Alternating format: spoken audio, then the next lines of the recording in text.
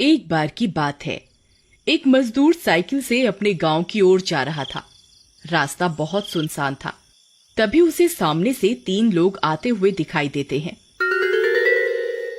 फिर जैसे ही वह 3 लोग उसके पास पहुंचते हैं, वह उसकी साइकिल को रोक लेते हैं। ओए, इधर चला, चल जल्दी से सारा माल निकाल, नहीं तो इस चाकू को तेरे पेट में घुसा दूंगा। नहीं नहीं भाई साहब, मैं अपने गांव जा रहा हूँ। ये मेरी पूरे साल की मेहनत की कमाई है। कृपा करके मुझे छोड़ दो, मुझे जाने दो भाई साहब, मुझे जाने दो। लेकिन वे तीनों बदमाश उसे पकड़ लेते हैं और उसके पैसे छीनने लगते हैं। लेकिन मोती के विरोध करने पर कालू उसे चाकू मार देता है और मोती वहीं बेहोश हो जाता है। उसी समय पुलिस भी वहां पहुंच जाती है और उन तीनों को पकड़ लेती है। तुम ये सब क्या कर रहे हो? हाँ, ये क्या किया? तुमने क्या किया इसके साथ? हाँ? साहब, इसका तो बहुत खून बह रहा है, हमें पहले इसे हॉस्पिटल ले जाना होगा। फिर वो पुलिस वाले उन सभी को गाड़ी में बिठाकर हॉस्पिटल लेकर जाते हैं।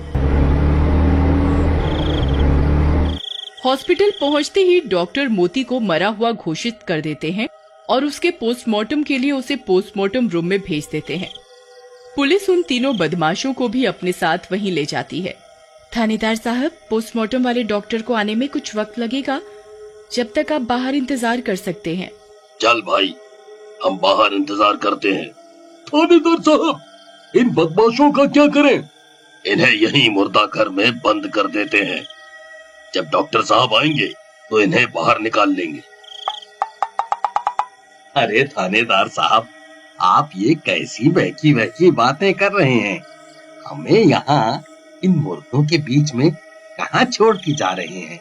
आप हमें पुलिस स्टेशन छोड़ आइए। चुपचाप वहाँ एक कोने में जाकर बैठ जाओ, नहीं तो तुम्हें भी इन मुर्दों के साथ लिटा दूंगा, समझे? हमें अपना नौकर समझा हुआ है क्या, जो तुम्हें स्पेशल थाने छोड़कर आए? हाँ? इतना बोलकर दोनों पुलिस वाले वहां से चले जाते हैं और मुर्दा घर का दरवाजा बाहर से बंद कर देते हैं। वहीं स्ट्रेचर पर मोती की लाश एक सफेद कपड़े से ढकी होती है।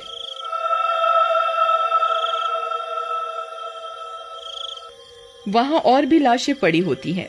उन सबको देखकर उन तीनों की हालत खराब हो जाती है। आए सरदार, चलो उस कोने में बैठ जाते हैं। आए? फिर वे तीनों एक कोने में जाकर बैठ जाते हैं। तभी मोती का एक हाथ हिलता है। अरे मर गए रे! अरे सरदार, आपने वो देखा? अभी इसने अपना एक हाथ हिलाया था। चुप कर, लगता है तेरा दिमाग खराब हो गया है, तूने कुछ ज्यादा ही पी ली है। तभी मोती की लाश उठकर बैठ जाती है।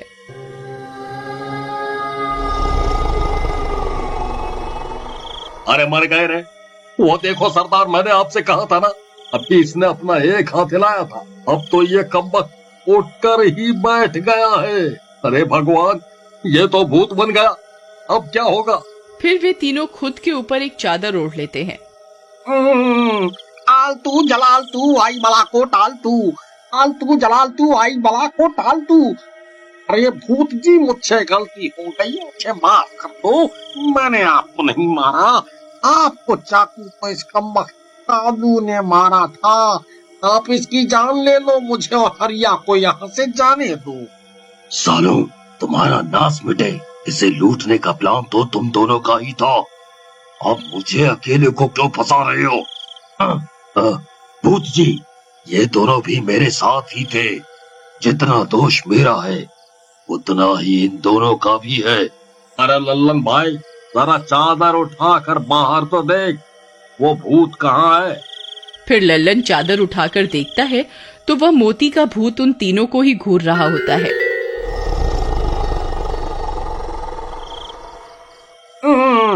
अरे मर गए रे हरिया भाई, ये नाश मिटा तो हमारी तरफ ही आ रहा है। अरे मम्मी बचा लो, आपकी कसम, जिंदगी में कभी लूट पाट नहीं करूंगा। अरे मर गए रे, हाय रे, हाय रे। अरे अरे कौन है? कौन है? अरे अरे बचाओ, ये भूत तो मुझे खींच रहा है। रिया भाई मुझे बचाओ। हरिया भाई मरने दे इसे, भूत को इसी की तलाश है, इसी ने चाकू मारा था। अरे अरे कमक तो मुझे बचाओ, नहीं तो ये मुझे जिंदा ही खा जाएगा। अरे अरे बचाओ तो, अरे अरे मर गया। अरे कोई मुझे बचाओ, कोई मुझे बचाओ। ये भूत तो मेरी गर्दन अलग करना चाहता है। अरे अरे मर गया। अरे लल्लन और हरिया चादर में छिपे रहते हैं, कालू की चीखें सुनते रहते हैं। डर के मारे उनकी हालत खराब हो जाती है।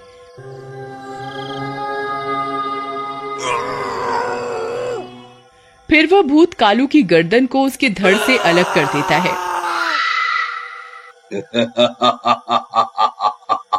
एक का काम तो तमाम, अब तुम दोनों का क्या होगा? हे भगवान, हमारी रक्षा करो, मैं अभी मरना नहीं चाहता। तभी एकदम से शांति हो जाती है, सब जगह खामोशी छा जाती है। लल्लन भाई, ये एकदम से शांति कैसे हो गई? जरा बाहर झांक कर तो देख क्या हुआ। फिर जैसे ही लल्लन चादर उठाकर देखता है तो उसके होश उड़ जाते हैं। कालू की गर्दन नीचे फर्श पर पड़ी होती है और मोती का भूत स्ट्रेचर पर बैठकर कालू का हाथ खा रहा होता है।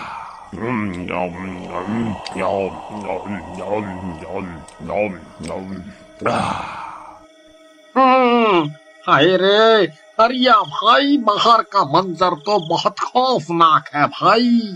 इसने तो उसका सब धड़ से अलग कर दिया भाई। अब अगला नंबर हमारा है, अब क्या करें? फिर वह भूत चादर में अपना हाथ डालकर हरिया को खींचने की कोशिश करता है। तभी हरिया उस भूत से चुराया हुआ पर्स निकालता है। उसके पर्स में उसकी बीवी और बच्चे की फोटो लगी रहती है। फिर हरिया उस पर्स को भूत के हाथ में थमा देता है। भूत उस पर्स में अपनी बीवी बच्चे की फोटो देखकर भावुक हो जाता है और स्ट्रेचर पर बैठकर उस फोटो को देखता रहता है। अरे लल्लन भाई, बाहर इतनी शांति कैसे हो गई? जरा चादर उठा कर तो देख क्या माजरा है। उधर लल्लन चादर उठाकर बाहर देखता है तो उसे भूत रोता हुआ दिखाई देता है। हरिया भाई, ये भूत तो अपने बीवी बच्चे की फोटो देखकर रो रहा है भाई। हमसे अनजाने में कहीं बहुत बड़ी भूल तो नहीं हो गई भाई? तुम सही कहते हो भाई, हमने कुछ पैसे के लालच में आकर इसके बच्चे को अनाथ बना दिया और बीवी को विधवा कर दिया। अब इसकी मौत की खबर सुनकर इसके परिवार वालों पर क्या बीतेगी भाई? हमें जीने का कोई अधिकार नहीं।